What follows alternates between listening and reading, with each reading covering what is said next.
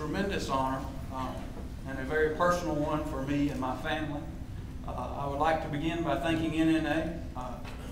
Also, I have to thank the Mississippi Press Association. I have so many friends with MPA that it's hard to name them all. I do have to single out our director, Lane Bruce. I know he has a hand in this, so I owe him that. We have a community paper at its core. We are truly a family newspaper, and we take great pride in that as that becomes a rarity in our industry. Our staff consists of myself, my lovely wife Lisa, my sister-in-law Celia Hillhouse, who is here, and my mother-in-law Joanne Dinley, who is here. And that is the staff. It is truly a family paper. We don't do a lot of titles in the room. As my father-in-law once said, whatever needs doing, that's what you are.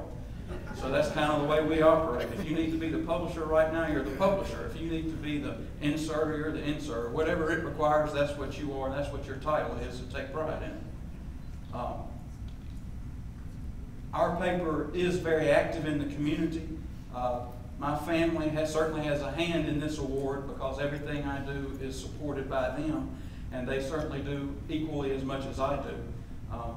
There are two people that I really have to thank because it is for them that I am here today, and unfortunately they are not here today. First would be my father-in-law, Gail Dinley. He really pushed me when I came and joined the paper with the family to get involved with the community. It wasn't an option, it was something you were just supposed to do. He said repeatedly, the stronger we can build our community, the better our newspaper will be for it in the long run. That the two go hand in hand. You can't have one without the other. So we take seriously our involvement in the community. As soon as I joined the family, he immediately brought me into the Rotary Club. He pushed me to get involved in our local chambers of commerce.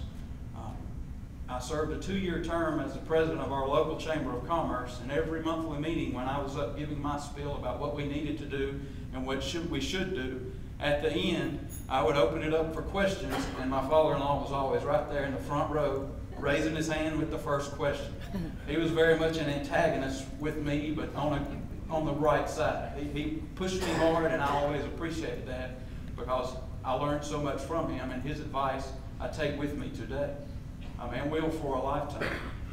The other person I have to thank would be Dan Phillips. I'm reminded of the great line from Senator Lloyd Benson that I knew Dan Phillips. Dan Phillips was a friend of mine, but I am certainly no Dan Phillips. Dan was more than just a newspaper mentor of mine. He was a true friend. I'm proud to have Tim, Dan's brother, here with us today with our family. Our families have always been interlinked. Several years ago, one of the memories I have with Dan, I have very many, but we're constantly having font problems, it seems, at the newspaper, as many of you probably can relate. So I called Dan up at Oxford, which was just about 30 miles north of our hometown of Bruce, and we're talking things over, and Dan says, I have a CD with all the fonts you need. It's all you need. So I said, fine, I will come and get it. And Dan says, no. I'll meet you in Paris. Well, Paris, there is no Eiffel Tower in our Paris. Paris is a small town exactly halfway between Bruce and Oxford. When you say you're going to meet in Paris, there's no questions of where should we meet. There's only one place in Paris. It's the Paris General Store on the side of the road. So it's pouring down rain. I go up. We pull in together at the same time in the parking lot, pull beside each other. Dan gets out in the pouring rain. He jumps into my truck, and we spend 30 minutes talking about some newspaper issues, but mostly about family, catching up on all the kids, how everybody's doing. That was Dan. When he got into NNA, he really pushed us to get involved with NNA as well. And so we began coming to all the NNA functions. We were in Boston with all of his family when he was inducted as president, one of our great memories of NNA. That following spring, we were in D.C. at the Governmental Affairs Conference, and one of the nights, Dan wanted to take everybody out to eat. So all the Mississippi delegation, we went to a little Italian place in Georgetown he was familiar with, and it was just like a great scene out of The Godfather. This long table with the red and white checkered tablecloth, and we're just all lined around this table, and I had the great fortune of sitting right next to Dan. And we seemed to just spend hours talking as they brought giant bowls of every kind of pasta imaginable, and we just had a wonderful night.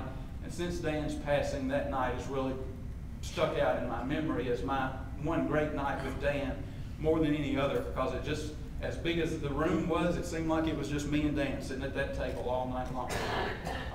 So I say all that to say this is a very personal award for me and my family, and I thank you very, very much.